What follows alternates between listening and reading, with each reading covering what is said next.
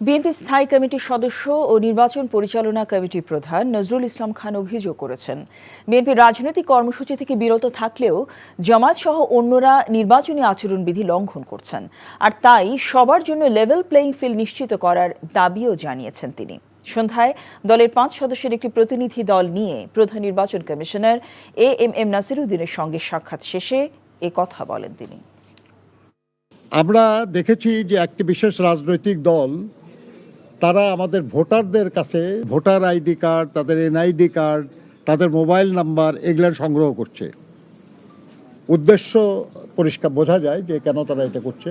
এটা তো কোনো বিশেষ উদ্দেশ্যেই করা হচ্ছে। এটা নির্বাচনে ভুয়া ভোটার তৈরি করে তাদেরকে দিয়ে ভোট দেওয়ার চেষ্টা করার একটা ব্যাপার আছে, এবং তাদের বিকাশ নম্বর নেওয়ার অর্থ হলো যে কিছু অর্থকরী লেনদেনেরও সম্ভাবনা আমরা দেখছি।